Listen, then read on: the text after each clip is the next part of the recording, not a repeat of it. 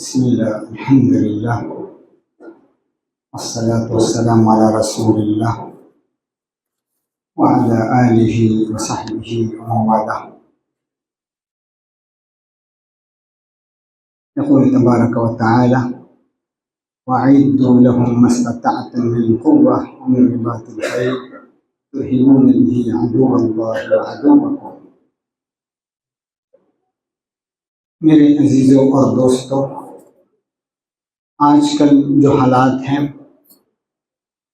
ہم اپنی آنکھوں سے دیکھ رہے ہیں. امت مسلمہ کس بیچارگی سے گزر رہی ہے اور کس طرح کی کمزوری سے امت مسلمہ گزر رہی ہے، اور یہ اسباب، امت کی بیچارگی کے اسباب اور امت مسلمہ کی گراوٹ کے اسباب آج ہم خود بنے ہوئے ہیں.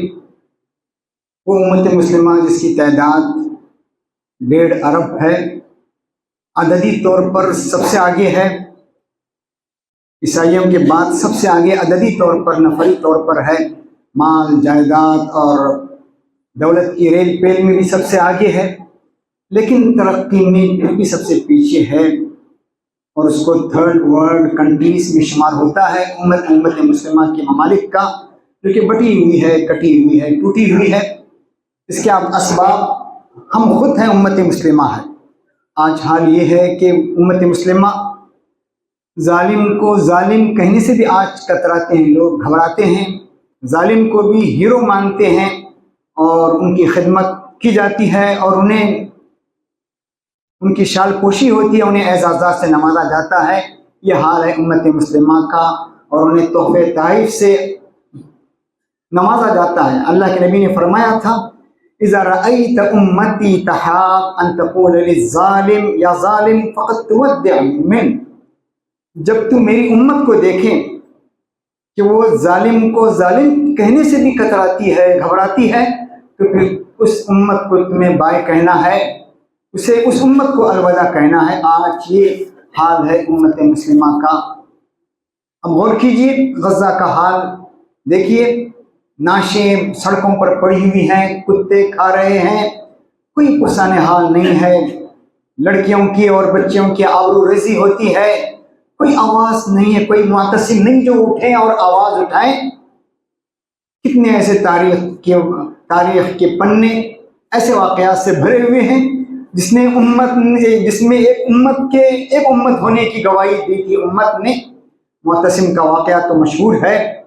جس معتصم کو معلوم ہوا کہ ایک باندی پر ایک عیسائی نے، ایک موٹے کالے کلوٹے عیسائی نے ایک باندی پر ہاتھ اٹھایا، زناٹا دار تمانچہ رسید کیا، تو اس لومڑی نے کہا: واہ معتصمہ. پھر اس نے اس عیسائی نے کہا: ارے معتصم کہاں آئے گا تیری مدد کے لیے؟ کیا معتصم چتکبرے گھوڑے پر تیری مدد کے لیے آئے گا اتنی دور دراز جگہ سے؟ اور دوسرا زناٹا دار تمانچہ رسید کیا.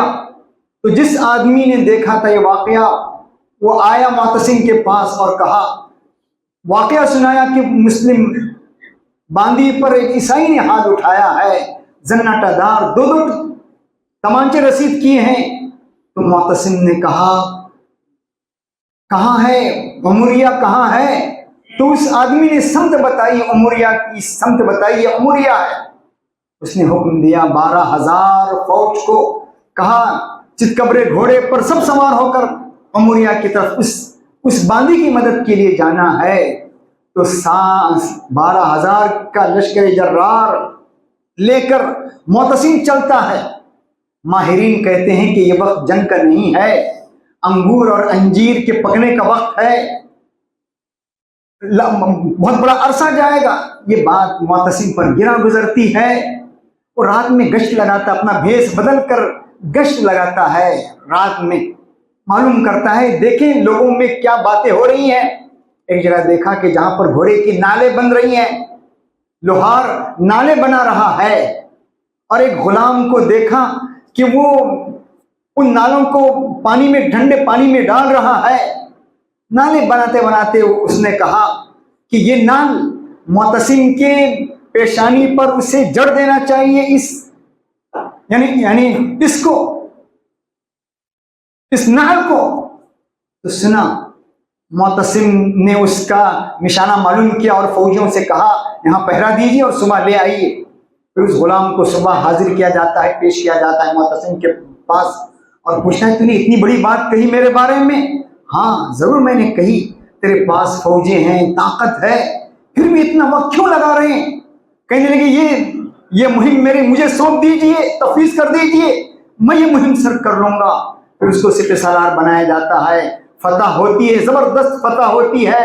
پھر معتصم اس آدمی کو تلاش کرتا ہے جس نے شکایت پیش کی تھی، اور کہتا ہے کہ وہ باندی کہاں ہے مجھے بتائیے۔ پھر اس باندی کی طرف بتایا جاتا ہے، اس باندی کے گھر کے پاس معتصم کو لے جایا جاتا ہے۔ معتصم کہتا ہے عجبتک، آپ نے پکارا تھا واہ معتصما، عجبتک، کیا میں نے تیری دعوت پر لبیک نہیں کہا؟ اس نے کہا، اس باندی نے سر ہلا کر کہا آپ نے لبیک کہا۔ پھر جس نے زناٹہ دار تمانچہ رسید کیا تھا اس کو بلایا جاتا ہے اور کہہ دیا جاتا ہے اس سے انتقام لے لیجیے۔ یہ حال ہے اس وقت کا، اور آج حال ہمارا کیا ہے امت مسلمہ کا؟ صرف آوازیں آ رہی ہیں، عمل نام کی کوئی چیز نہیں ہے، عام خون ہو رہا ہے، مارا جا رہا ہے، پیٹا جا رہا ہے، پورے ملک کو اجاڑ دیا گیا ہے، لیکن ہمارا حال کیا ہے؟ اس وقت کہا تھا شاعر نے، السیف اصدق انباء من الکتب فی حدہ الحد بین الجد واللعب، تلوار کتابوں سے زیادہ سچی خبر دیتی ہے، اس کی نوک سنجیدگی اور کھیل کے درمیان حد بندی کرتی ہے۔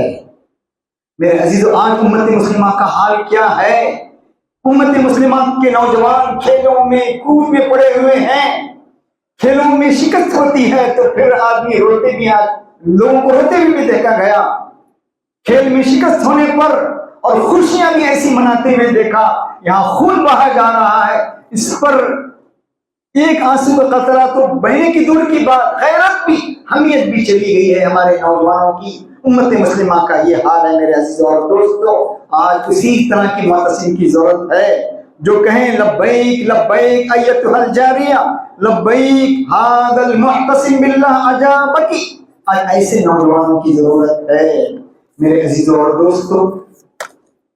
اس ناامیدی میں بھی امید کی کرن ہمیں نظر آ رہی ہے، اس ناامیدی میں بھی ایک امید کی کرن جاگ اٹھی ہے۔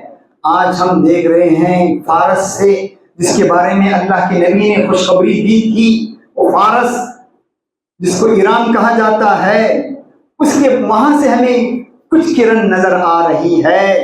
وہ جو قرآن کی آیت ہے، جب یہ آیت نازل ہوئی، وَإِن تَوَلَّوْا يَسْتَبْدِلْ قَوْمًا غَيْرَكُمْ ثُمَّ لَا يَكُونُوا أَمْثَالَكُمْ، اگر تم روگردانی اختیار کرو گے، پیٹ پھیرو گے، یستبدل قومن، وہ تم سے اور اچھی قوم کو سامنے لے کر آئے گا، یستبدل قومن غیرکم ثم لا یکونوا امثالکم، پھر وہ تمہاری طرح، وہ قوم تمہاری طرح نہیں ہوگی۔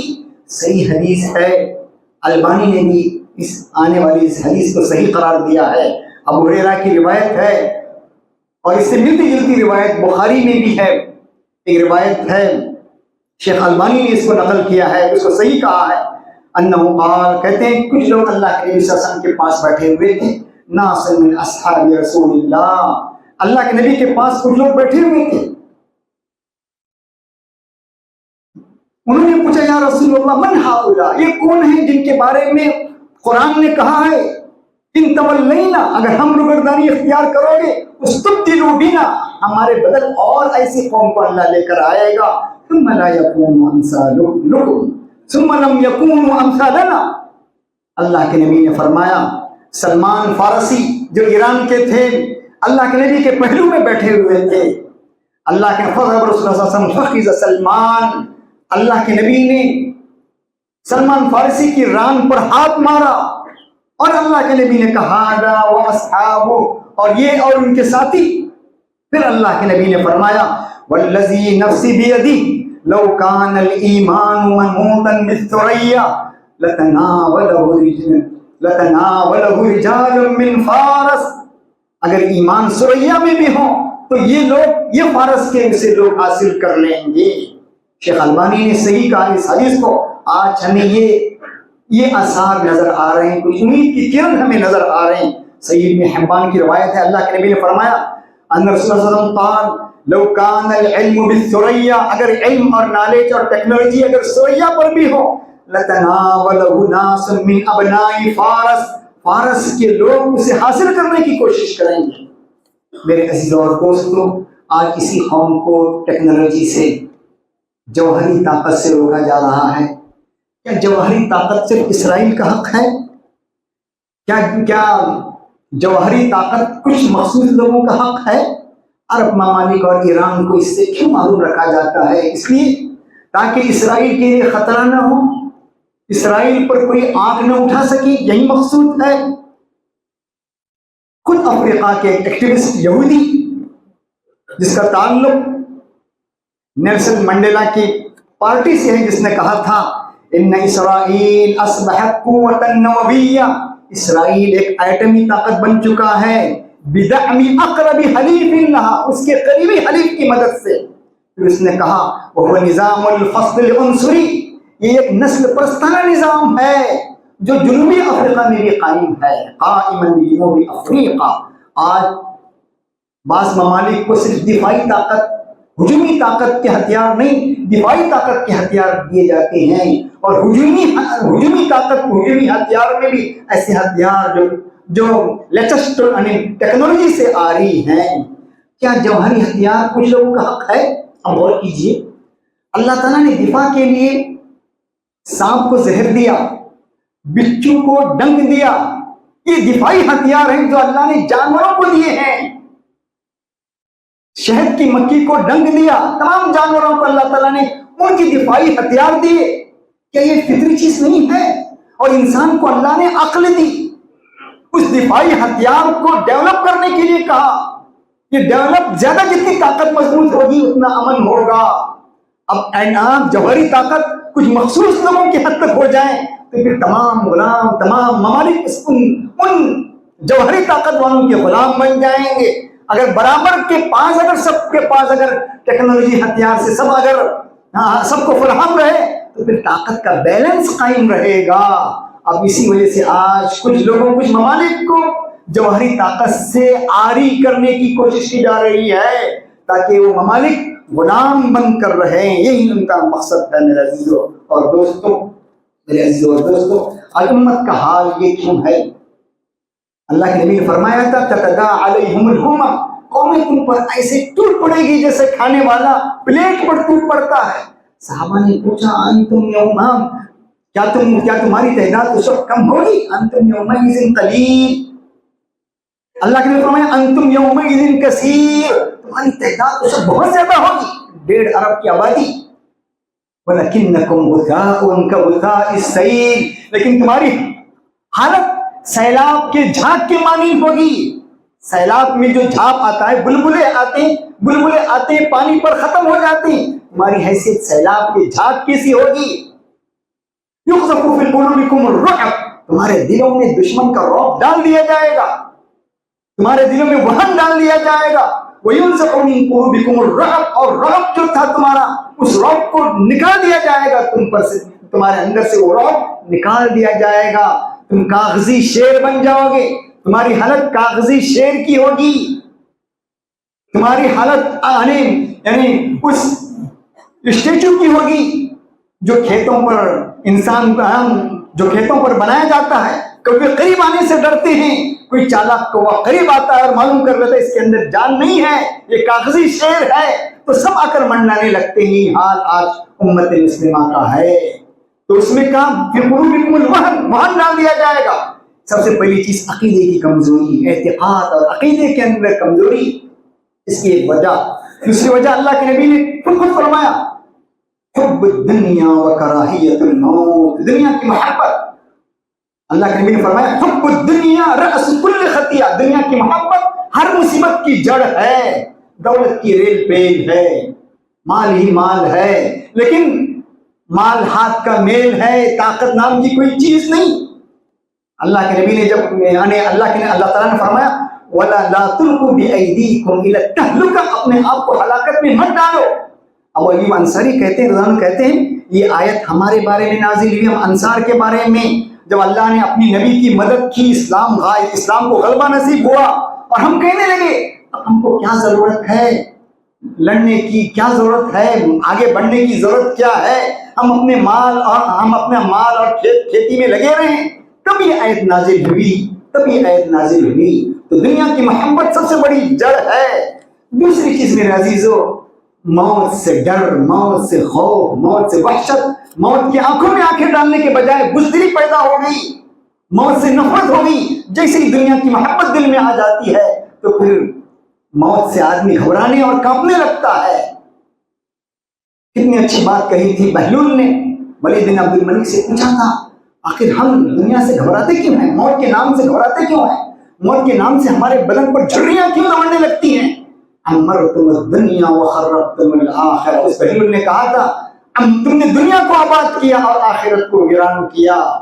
تیسری چیز میرے عزیزو, آپسی, ہم اس ماحول میں بھی ہم دیکھ رہے ہیں ہمارے آپسی جھگڑے, ایک دوسرے کی سوشل میڈیا پر دیکھ رہے ہیں, یوٹیوب پر ہم دیکھ رہے ہیں, فیس بک پر دیکھ رہے ہیں, یہ عالم اس کی ٹانگ کھینچ رہا ہے, یہ اس کی ٹانگ کھینچ رہا ہے, یہ اس کو گرا رہا ہے. ہماری آپسی جماعتوں کے اندر بھی خود ایک جماعت کے اندر بھی تفرقے, ایک گروہ میں بھی یہ ہمارا حال ہے. علماء کا آپس میں لڑنا اور گرانا, ذلیل کرنا, اس سے لوگ دین کے قریب آئیں گے, دور سے بھاگیں گے.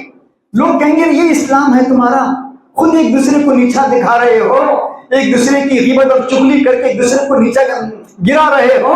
خود جب آپس میں لڑیں گے میرے عزیزو, جوان طبقہ بجائے دین کے قریب آنے کے کہے گا اس دین کو سلام, ایسے دین کو بائے یا سلام الوداع, جس میں خود آپس دین والے ہی آپس میں لڑتے رہیں مرتے رہیں. کہاں اتفاق اور اتحاد کی دعوت دیں گے؟ خود جب لڑ رہے ہوں آپس میں تو اتحاد اور اتفاق کی دعوت ہم کہاں دیں گے؟ ملکوں کے اعتبار سے ہم بٹے ہوئے ٹوٹے ہوئے ہیں, جماعتوں کے اندر بھی ہم کٹے ہوئے ٹوٹے ہوئے ہیں. آپسی ہماری رشتوں کے اندر یعنی ٹوٹ پھوٹ کا شکار ہے. تو پھر ہم پٹیں گے نہیں تو کیا ہوگا؟ قرآن کہہ رہے وَلَا تَنَازَعُوا فَتَفْشَلُوا, آپس میں مت جھگڑو تو تم ناکام ہو جاؤ گے. فَتَذْهَبَ رِيحُكُمْ, تمہاری ہوا اکھڑ جائے گی. وَاصْبِرُوا, صبر کرو, اللہ تعالیٰ صبر کرنے والوں کے ساتھ ہے. میرے عزیزو, بد اخلاقی یعنی بددیانتی, بد اخلاقی, آپسی ہمارا یعنی ایک دوسرے کے ساتھ ہمارے تعلقات, ہمارے حال احوال, اخلاقی گراوٹ میں ہم مسلمان ہیں. ہم سے اچھے تو ہم دیکھتے ہیں, بعض دفعہ برادران وطن کو ہم دیکھتے ہیں امانت داری میں, دیانت میں, یعنی خوش اخلاقی میں, خوش اخلاقی میں وہ ہم سے آگے ہیں.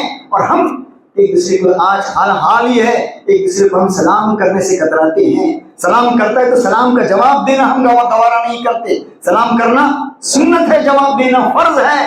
گھمنڈ اور تکبر میں آج ہم مبتلا ہیں. تو یہ بد اخلاقی جب یہ ہوگی تو پھر خدا کی مدد کہاں سے آئے گی؟ تو میرے عزیزو آج غور کیجیے, یہاں دیکھیے, بقا یہاں پر اقوا کے لیے نہیں ہے, بقا یہاں پر اصلح کے لیے ہے. بقا اصلح کے لیے ہے.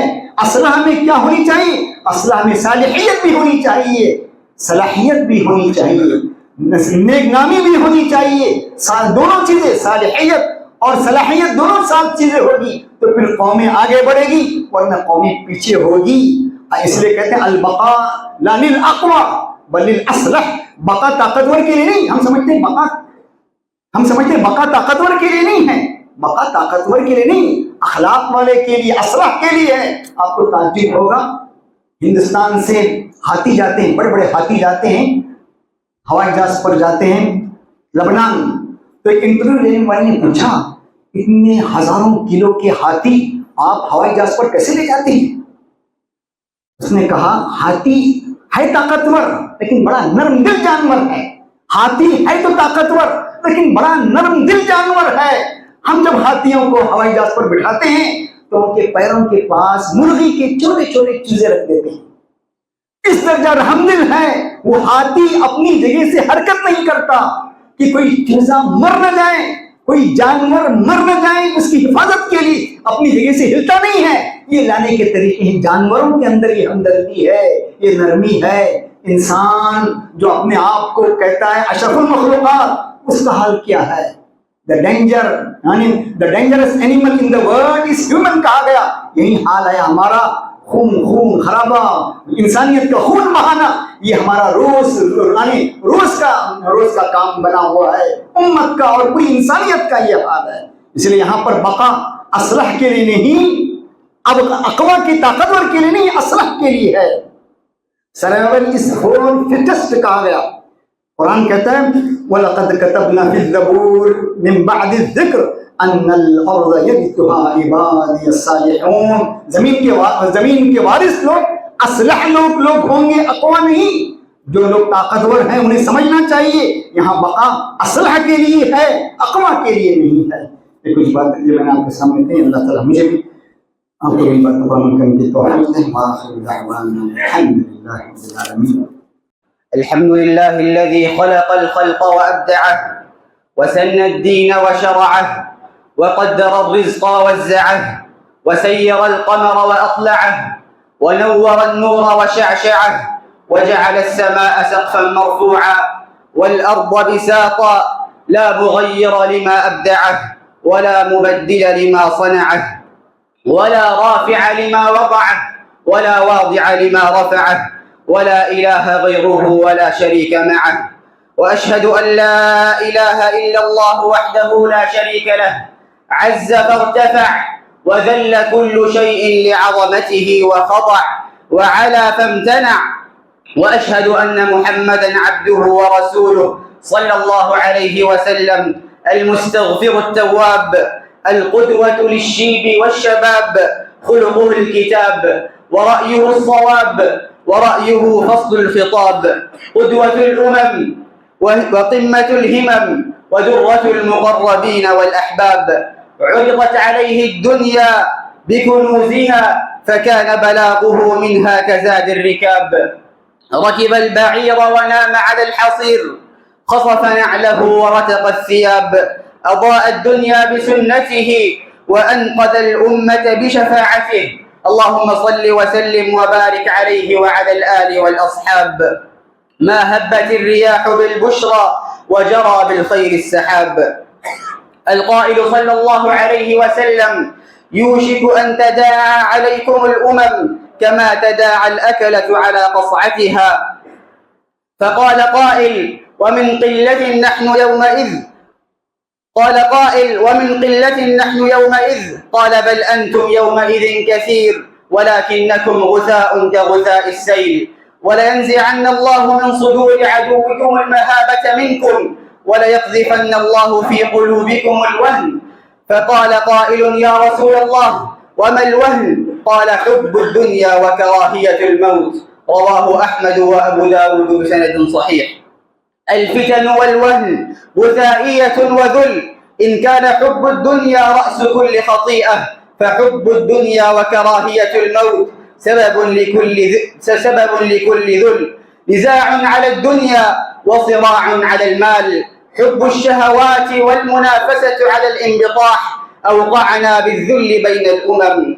ما هذه الغثائية وما هذا الذل؟ ففي الوقت الذي أظهر الله فيه دينه على يد النبي الكريم صلى الله عليه وسلم وأصحابه الكرام ازداد حرصه على أمته وحذرها مما يزيل قوتها. فأقسم قائلا فوالله ما الفقر أخشى عليكم ولكني أخشى أن تبسط الدنيا عليكم كما بسطت على من كان قبلكم فتنافسوها كما تنافسوها فتهلككم كما أهلكتهم.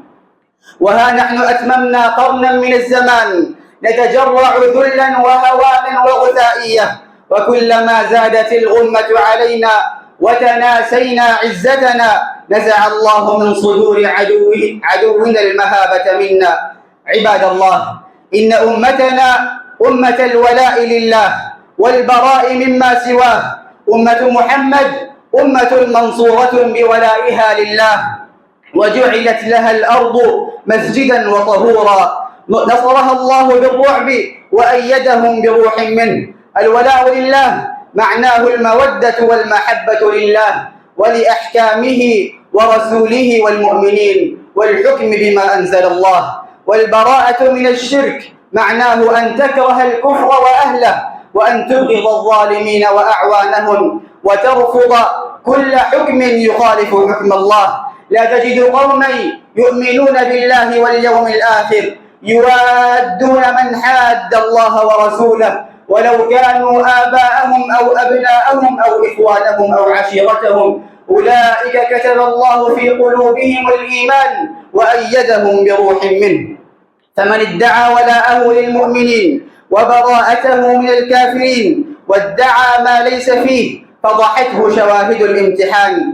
فالولاء لله مقدم على الولاء للعشيرة والقبيلة، والولاء لله مقدم على الولاء للحزب والمناصب.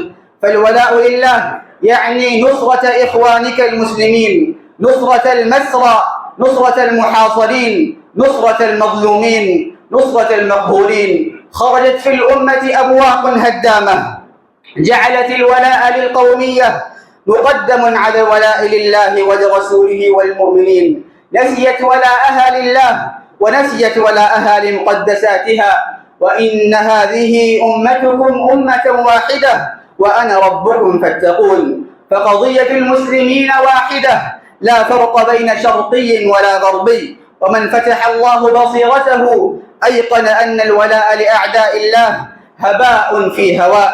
فلا تظن أن الولاء لمن حاد الله ورسوله سيجلب نفعا للأمة أو للمسلمين. واسأل إن شئت المطبعين المنبطحين يرضونكم بأفواههم وتأبى قلوبهم وأكثرهم فاسقون. فترى الذين في قلوبهم مرض يسارعون فيهم يقولون نخشى أن تصيبنا دائرة فعسى الله أن يأتي بالفتح أو أمر من عنده فيصبحوا على ما أسروا في أنفسهم نادمين. أمة الإسلام هي أمة العزة، هي أمة العدل، ناشرة لدين الله في الأرض. أمة الإسلام أمة سلم لمن سالمها، تبغض من عاداها ولا تميل بقلوبها للكافرين. فمن مظاهر البغض للكافرين عدم التعاون مع الظالمين وعدم أذية المسلمين والحفاظ على مشاعرهم. فلا يكتمل الإيمان بالطاعات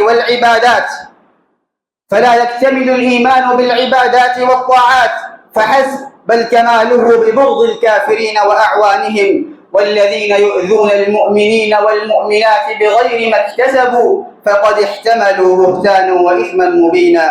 عن أنس رضي الله عنه عن النبي صلى الله عليه وسلم قال: ثلاث من كن فيه وجد حلاوة الإيمان: أن يكون الله ورسوله أحب إليه مما سواهما، وأن يحب المرء لا يحبه إلا لله، وأن يكره أن يعود في الكفر بعد أن أنقذه الله منه، كما يكره أن يقذف في النار. متفق عليه. فالولاء ليس بالشجب والاستنكار والإدانة، بل بحفظ كرامة الأمة وأبنائها.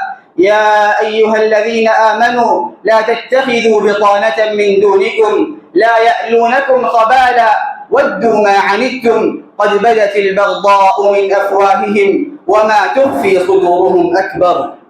فطوبى لكم أيها المرابطون الثابتون، طوبى لكم ولاؤكم، فحين أدبر من أدبر بقيتم ثابتين بولائكم للمسرى. قال صلى الله عليه وسلم: لا تقولوا للمنافق سيد، فإنه من يك سيدا فقد أسخطتم ربكم عز وجل. حديث صحيح رواه أبو داود والنسائي. لا إله إلا الله محمد رسول الله. جددوا إيمانكم بلا إله إلا الله، وجددوا ولاءكم لله، وتبرؤوا من الشرك والنفاق وأهله، فهذا زمن الفتن، وخاصة أن الغلبة لغير المسلمين. فقد أسكت المصلحون ونطق المميعون. برئنا من كل فكر يخالف دين الإسلام. رضينا بالله ربا وبالإسلام دينا وبسيدنا محمد صلى الله عليه وسلم نبيا. أقول ما تسمعون وأستغفر الله لكم وأستغفر الله لي ولكم فاستغفروه إنه هو الغفور الرحيم.